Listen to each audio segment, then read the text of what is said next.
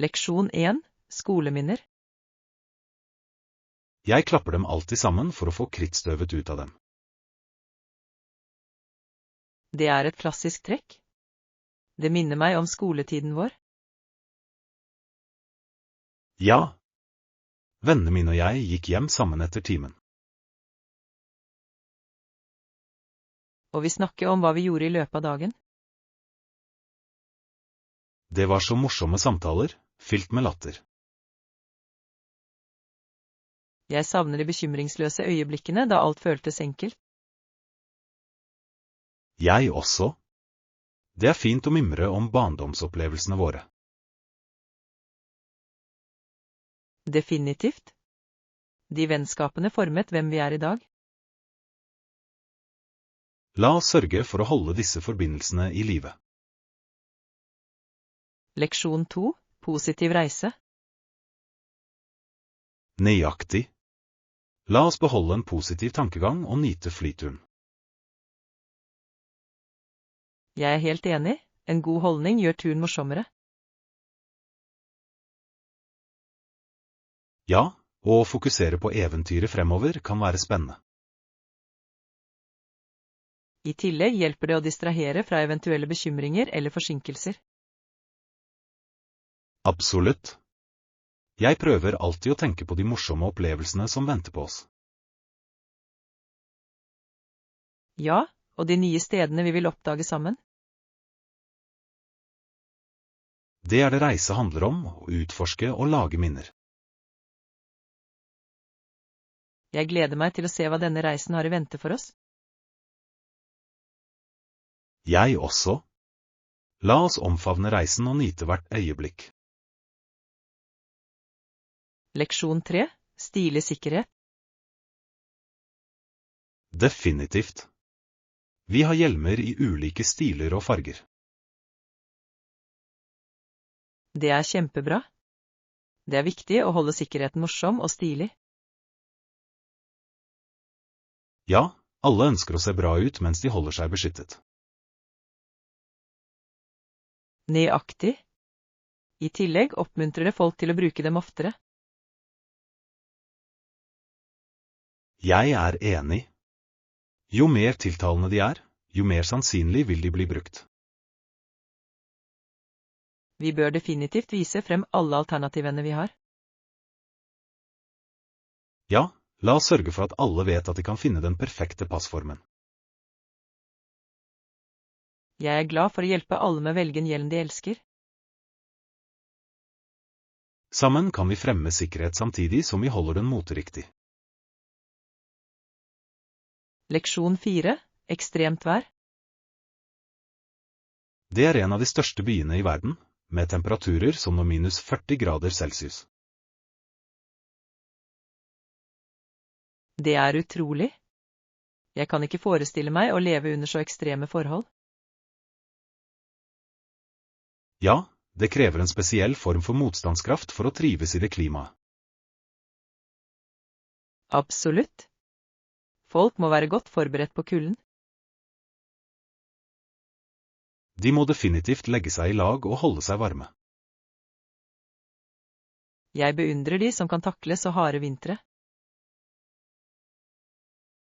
Ja, det viser deres styrke og tilpasningsevne.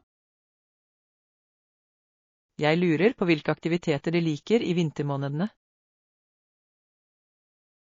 Det må være interessant å se hvordan kulturen tilpasser seg kulden. Leksjon 5. Skjulte perler. Definitivt. Jeg tror det er enda flere skjulte perler som venter på å bli utforsket. Jeg er enig. Det er noe spennende med å oppdage nye steder. Ja, hvert hjørne av verden har sine egne unike skatter. Nøyaktig. Det er som å finne små biter av historie og kultur. Jeg elsker å oppsøke de mindre kjente stedene når vi reiser. Jeg også. De har ofte de mest autentiske opplevelsene.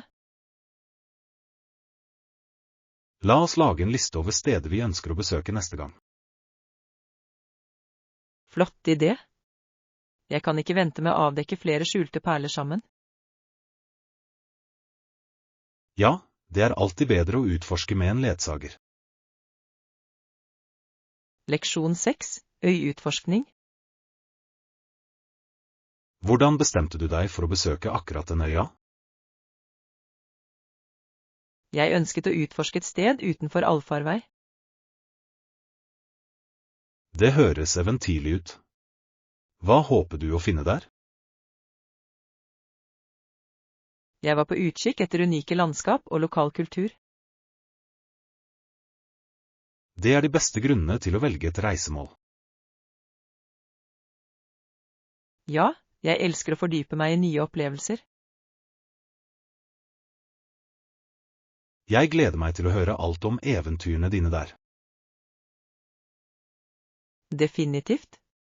Det er spennende å dele historier fra mine reiser. La oss planlegge vår egen tur til en øy en dag. Leksjon 7, gammel visdom. Denne ideen ble først gjort berømt av en gammel gresk vitenskapsmann, Ptolemaios, som Det er fascinerende. Han ga betydelige bidrag til astronomi. Ja, arbeidet hans la grunnlaget for mange moderne teorier. Jeg elsker hvordan gammel kunnskap fortsatt påvirker oss i dag. Absolutt. Det viser viktigheten av å lære av historien. Ja, og hvordan ideer kan utvikle seg over tid. Jeg tror det er inspirerende å koble tidligere oppdagelser med nåværende forståelse. Definitivt. Det oppmuntrer oss til å fortsette å utforske og stille spørsmål. La oss dykke dypere inn i teoriene hans. De er virkelig spennende. Leksjon 8, sen kveld bekvemmelighet. Romservice er veldig praktisk for sene kvelder. Det er forståelig, spesielt når du ikke har lyst til å gå ut. Nøyaktig. Det er hyggelig å få mat levert rett på rommet ditt. Mener du at prisene er verdt bekvemmeligheten? Noen ganger kan de være litt høye, men det sparer tid og krefter. Ekte. Etter en lang dag er det deilig å slappe av uten å bekymre seg for middag. Jeg er enig. Dessuten føles det som litt luksus å nyte. Ja, det forbedrer virkelig den generelle opplevelsen av å bo på et hotell. Sikkert. Jeg tror det er verdt det nå og da. Leksjon 9, oppdateringer av flykunngjøringer. Hørte du flymeldingen? Noen endringer i porten vår? Det fikk jeg ikke med meg. Jeg håper det ikke er noen endringer i siste liten. Samme her. Det kan være så stressende når porter endres uventet. Ja, spesielt når du allerede skynder deg å ta et fly. Jeg vet. Det er viktig å være på vakt for eventuelle oppdateringer. Definitivt. La oss holde øye med skjermene i tilfelle. God idé. Jeg vil helst ikke gå glipp av viktig informasjon. Avtalt. Vi bør også lytte nøye etter boardinganrop. Ja, la oss sørge for at vi er klare når det er på tide å gå ombord. Leksjon 10, velge transport. Det fungerer for meg. Hvilke transportmidler bør vi bruke? Jeg tror å ta toget ville være et flott alternativ. Det høres praktisk og effektivt ut. Dessuten er det vanligvis mer avslappende. Nøyaktig. Tog tilbyr en komfortabel måte å nyte naturen på. Ja. Jeg elsker å se landskapet endre seg mens vi reiser. Det er en fin måte å oppleve reisen på, ikke bare destinasjonen. Jeg er enig. Bør vi sjekke togplanene sammen? Ja, la oss sørge for at vi velger den beste tiden å reise på. Perfekt. Jeg er allerede spent på denne turen. Leksjon 11. Personlig berøring i bilder. Jeg elsker det personlige preget du la til bildene. Jeg er glad du likte dem. Det er fint å fange spesielle øyeblikk. Ja, de små detaljene gjør virkelig bildene levende. Jeg prøver alltid å inkludere elementer som reflekterer våre erfaringer. Det er det som gjør dem så minneverdige. Hvert bilde forteller en historie. Nøyaktig. Det er som å bevare minnene våre på en vakker måte. Jeg setter pris på hvor mye innsats du legger i dem. Takk. Jeg elsker å dele disse øyeblikkene med deg. La oss ta flere bilder på vårt neste eventyr sammen.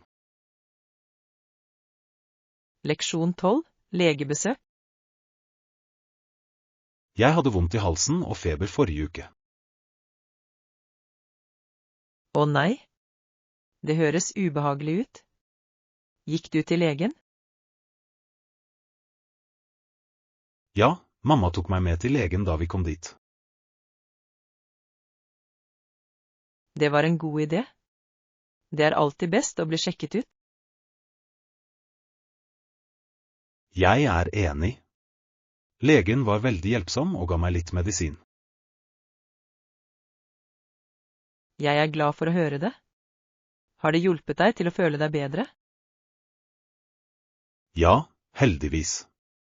Jeg begynte å komme meg ganske raskt etter det. Det er gode nyheter. Sørg for å ta vare på deg selv.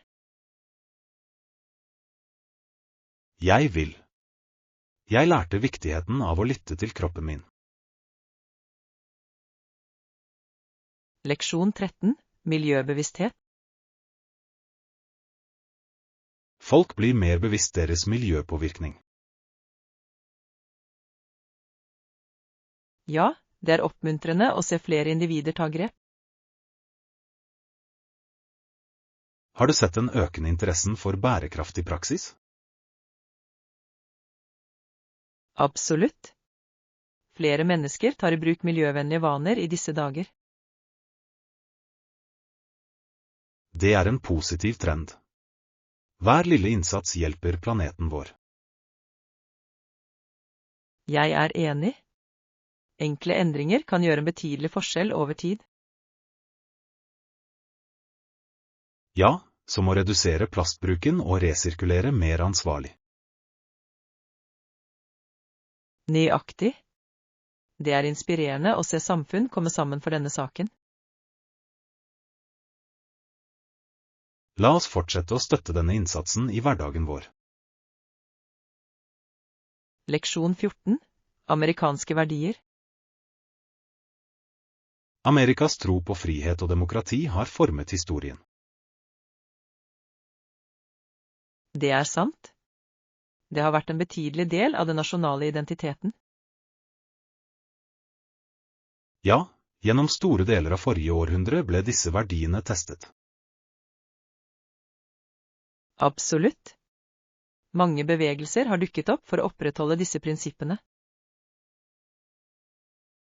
Det er fascinerende å se hvordan disse idealene fortsetter å utvikle seg. Ja, og de inspirerer mennesker over hele verden til å kjempe for rettighetene deres. Jeg elsker å diskutere historiske hendelser som gjenspeiler disse kampene. Jeg også. Å forstå fortiden vår hjelper oss å sette pris på våre friheter i dag. La oss lese mer om dette emnet sammen, det er så viktig. Leksjon 15. Innkjøp av dagligvarer. Hva med disse eplene? De er rimelige. Perfekt valg. Frisk frukt er alltid et godt kjøp. Ja, og de er flotte for snacking eller tilføyelse til måltider. Nøyaktig. Dessuten er de sunne og deilige. Jeg elsker at de også er allsidige. Vi kan bruke dem i så mange oppskrifter. Absolutt. Ok, dagligvare ferdig. Hva annet bør vi hente? La oss sørge for at vi har nok snacks til turen. God idé. Det er alltid hyggelig å ha godbiter for hånd mens du reiser. Ja, og vi kan ikke glemme drinker på veien. Leksjon 16. Tur Essentials. Har du pakket for turen ennå? Ikke ennå. Jeg er fortsatt i ferd med å finne ut hvilke nødvendigheter jeg skal ta med. Det er forståelig. Det kan være vanskelig å huske alt. Ja, jeg vil være sikker på at jeg ikke glemmer noe viktig. Hva med å lage en sjekkliste sammen? Det høres ut som en god idé. Det vil hjelpe oss å holde orden. Definitivt. Jeg skal skrive ned det viktigste vi trenger for turen. Perfekt. La oss sørge for at vi inkluderer både klær og toalettsaker.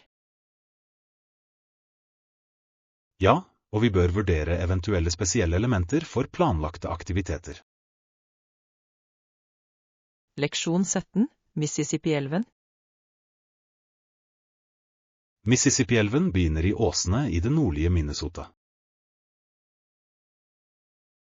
Det er fascinerende. Det er en så viktig vannvei i Amerika. Ja, den renner sørover og passerer gjennom så mange stater. Nøyaktig. Det er utrolig hvordan det forbinder forskjellige regioner i landet.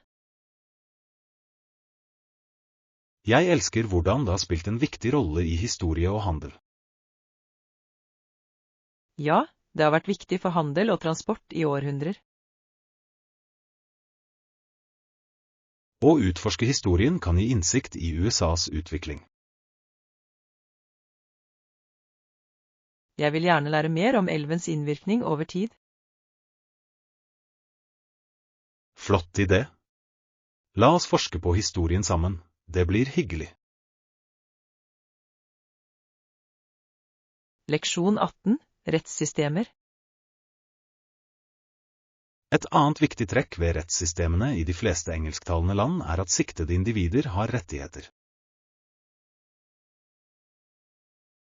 Ja, det er avgjørende at alle behandles rettferdig gjennom hele den juridiske prosessen. Nøyaktig. Presumpsjonen om uskyld inntil det motsatte er bevist er et grunnleggende prinsipp. Det er det virkelig. Dette sikrer at folk ikke blir urettmessig straffet før en rettssak. Høyere. Det opprettholder også integriteten til selve rettssystemet. Jeg setter pris på hvordan disse rettighetene bidrar til å opprettholde offentlig tillit til rettshåndhevelse. Ja, og de beskytter enkeltpersoner mot potensielt maktmisbruk. Absolutt. Det er viktig for et rettferdig samfunn å ha disse sikkerhetstiltakene på plass. Jeg er glad for at vi anerkjenner viktigheten av disse rettighetene i diskusjonene våre. Leksjon 19. Hjelpe hjemme. Jeg hjelper mamma med oppvasken etter kveldsmaten de fleste kvelder. Det er flott. Det er fint å dele husholdningsansvar. Ja, Jeg tror det er viktig å bidra hjemme. Absolutt. Det lærer ansvar og teamarbeid i familien. Etter det pleier jeg å gjøre leksene mine for å avslutte dagen min. Det høres ut som en god rutine. Det er viktig å balansere oppgaver og studier. Ja, det holder meg organisert og hjelper meg å holde meg på sporet. Jeg beundrer engasjementet ditt. Det er viktig å ha god arbeidsmoral. Takk. Jeg tror det forbereder meg også på fremtidige ansvarsområder. Leksjon 20. Forbedre prosesser. Det kan bidra til å fremskynde prosessen betydelig. Jeg er helt enig. Det er viktig å strømlinjeforme arbeidsflyten vår. Ja, hvis vi implementerer disse endringene, kan vi bli mer effektive. La oss diskutere det på neste møte for å samle inn flere innspill. God idé. Jeg vil sikre at alle er med på justeringene. Absolutt. Samarbeid kan føre til enda bedre løsninger. Jeg gleder meg til å høre alles tanker om dette. Jeg også. Det blir spennende å se hvilke ideer de kommer med. La oss forberede noen notater slik at vi kan presentere forslagene våre tidlig. Leksjon 21. Kontraktrevisjoner. Jeg er helt enig, vi må ta tak i disse bekymringene. Ja, det er viktig at alle føler seg komfortable med avtalen. La oss revidere kontrakten for å klargjøre disse punktene for alle involverte. Det høres ut som en klok plan. Åpenhet er nøkkelen i enhver avtale. Nøyaktig. Vi ønsker å unngå eventuelle misforståelser i fremtiden. Høyre. Tidlig kommunikasjon vil styrke samarbeidet vårt. Jeg utarbeider endringene, og vi kan vurdere dem sammen. Perfekt. Jeg setter pris på din proaktive tilnærming til dette. Takk. Jeg tror det vil føre til et sterkere partnerskap. Leksjon 22. Helgeplaner. Hei, har du tenkt på helgeplanene våre? Ja, jeg tenker på å dra på miniferie. Det høres spennende ut. Har du en bestemt destinasjon i tankene? Jeg vurderer en nærliggende strand. Den er perfekt for en kort tur. Flott valg. Stranden er alltid forfriskende og avslappende. Ja, jeg gleder meg til å nyte litt sol og nyte bølgene. La oss planlegge noen morsomme aktiviteter mens vi er der. Absolutt. Et lite eventyr vil gjøre det enda bedre. Jeg gleder meg. Det blir et fint avbrekk fra rutinen vår. Leksjon 23. Spenning på første fly. Sammen med henne var Tanja veldig spent på turen. Det er fantastisk. Det er alltid spennende å reise til et nytt sted. Ja, spesielt siden ingen av dem hadde vært på et fly før. Jeg husker min første flytur. Det var en minneverdig opplevelse. Nøyaktig. Forventningen til takeoff er noe spesielt. Jeg vedder på at du vil nyte utsikten ovenfra også. Ja, å se verden fra himmelen er fantastisk. Jeg er spent på dem. De vil ha historier å fortelle i årevis. Absolutt. Reise skaper varige minner og nye perspektiver. Leksjon 24. Salgspriser. Hvor mye kostet de? De var på salg for $50, som er en god del. Det er imponerende. Jeg elsker å finne slike godkjøp. Ja, de gjør shopping givende når du sparer penger. Definitivt. Jeg holder alltid et øye med salg når jeg kan. Jeg også. Det er en smart måte å administrere økonomi på samtidig som du får det du ønsker. Jeg er glad for at vi begge er på samme side om budsjettering. Absolutt. Det hjelper oss å få mest mulig ut av handleopplevelsene våre. La oss fortsette se etter flere gode tilbud sammen. Leksjon 25. Juridiske rettigheter. Jeg forstår ikke hvorfor noen tenker annerledes. Vi vil heller ha lover skrevet av beskytterne av denne flotte byen. Nøyaktig. Det er viktig å ha et rettssystem som gjenspeiler våre verdier.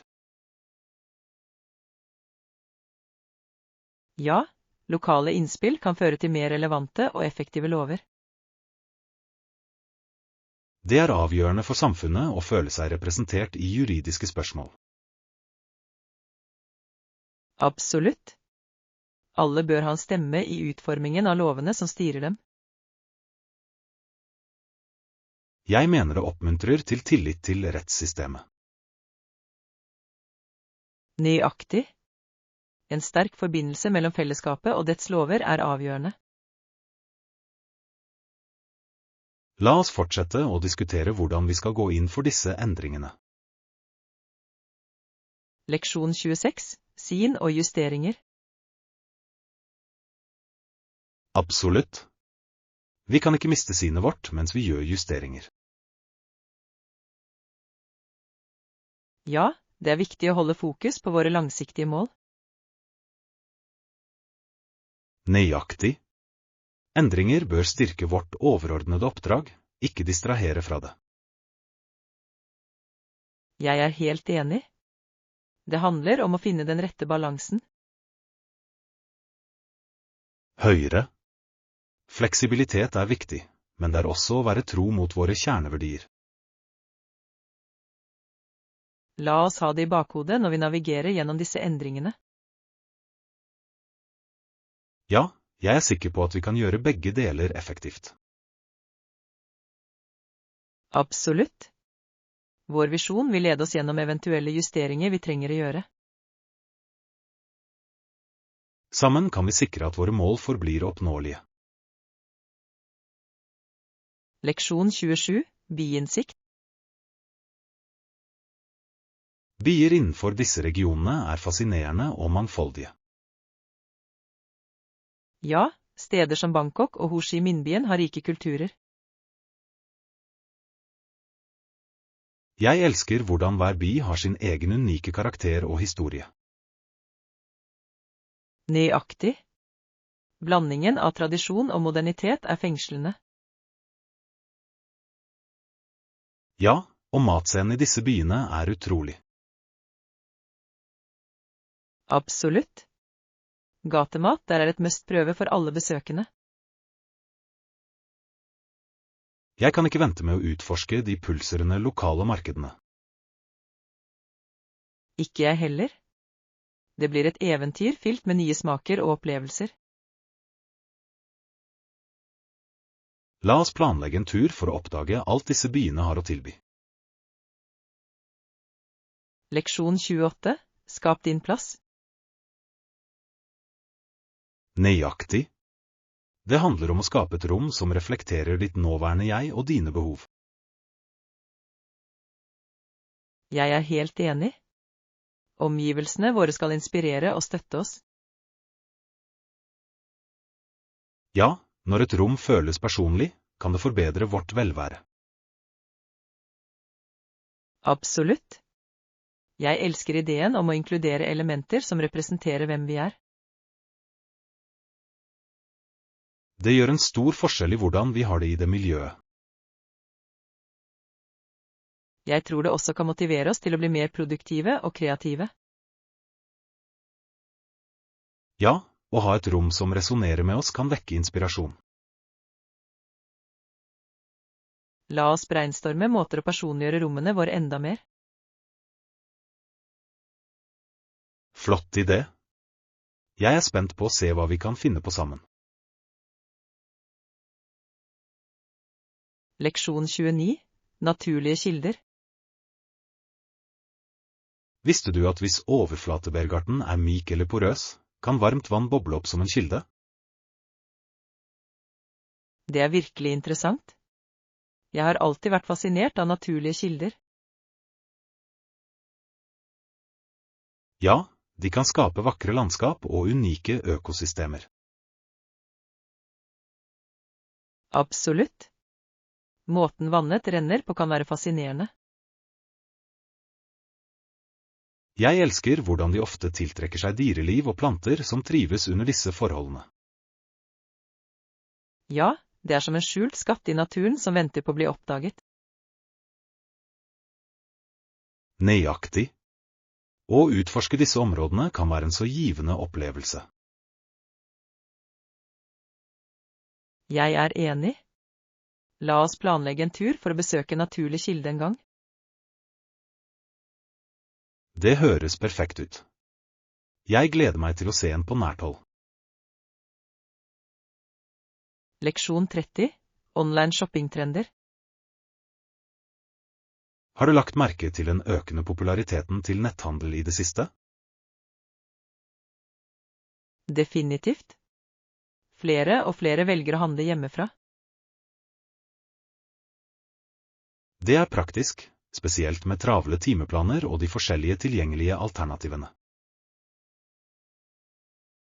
Ja, og muligheten til å sammenligne priser enkelt er en stor fordel.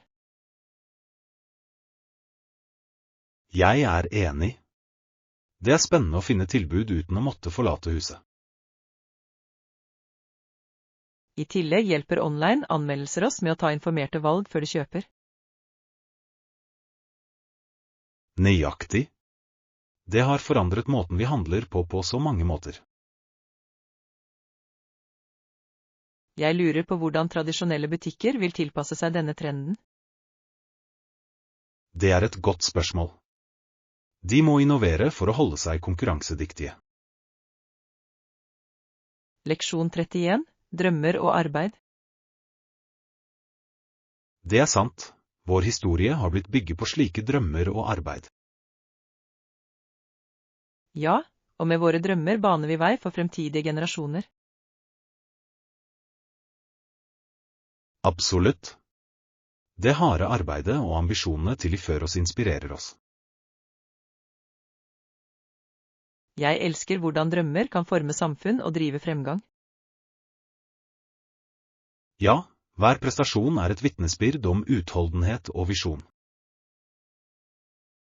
Det er viktig å hedre de som har kjempet for drømmene sine. Jeg er enig. Historiene deres motiverer oss til å forfølge våre egne mål. La oss fortsette å drømme stort og jobbe hardt i våre egne liv. Ja, sammen kan vi ha en positiv innvirkning. Leksjon 32. Stranddagsplaner. Hei, hvordan er været i dag? Det er sol og varmt, perfekt for en stranddag. Det høres fantastisk ut. Jeg har gledet meg til litt moro i solen. Samme her. Det er ingenting som å slappe av ved havet. Absolutt. Jeg gleder meg til å kjenne sanden mellom tærne. Ja, og kanskje vi kan ta med noen spill og spille på stranden?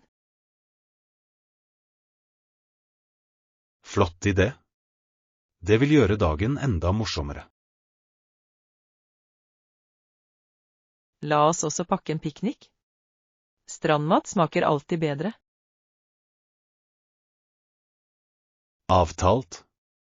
Det kommer til å bli en fantastisk dag. Leksjon 33.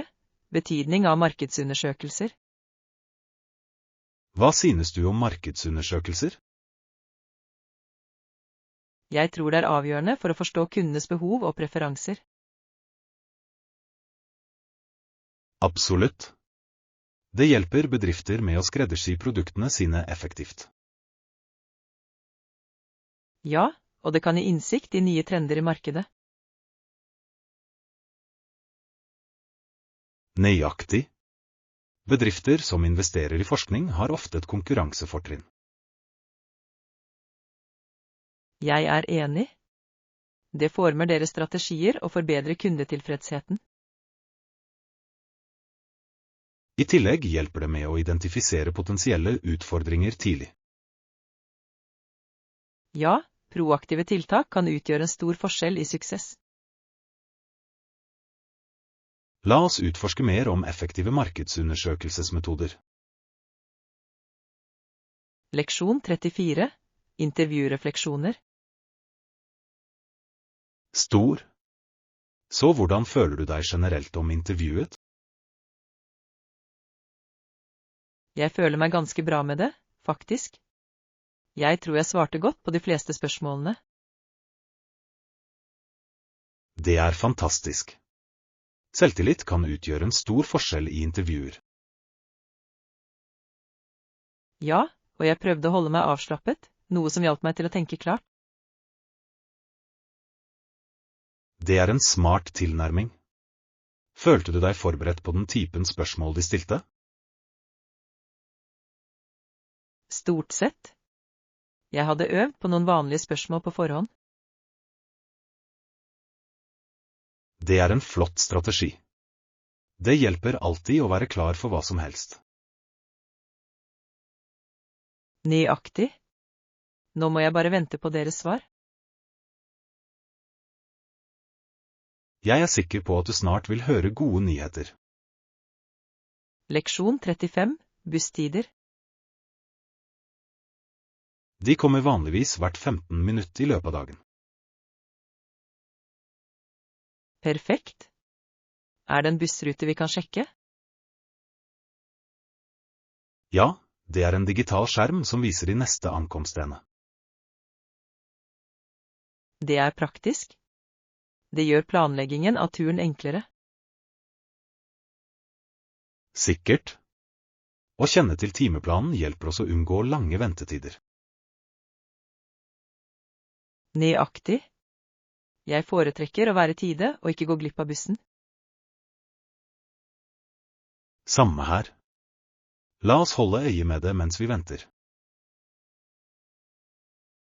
Ja, og vi kan planlegge neste trinn basert på ankomsttidene. Høres ut som en plan. Jeg er spent på å utforske byen. Leksjon 36. Stearinlys. Har du noen gang prøvd stearinlys hjemme? Nei, men det høres interessant ut. Hvordan er prosessen? Det er faktisk ganske gøy. Du kan velge dine dufter og farger. Det høres kreativt ut. Jeg elsker ideen om å tilpasse stearinlys. Ja, og det er en fin måte å lage unike gaver til venner og familie. Det kan jeg se. Håndlagde lys må føles spesielle å få. Det gjør de virkelig. I tillegg er hele prosessen avslappende og hyggelig. Jeg vil gjerne prøve det en gang. Det høres ut som et perfekt helgeprosjekt. Definitivt. La oss planlegge en stearinlysøkt sammen snart.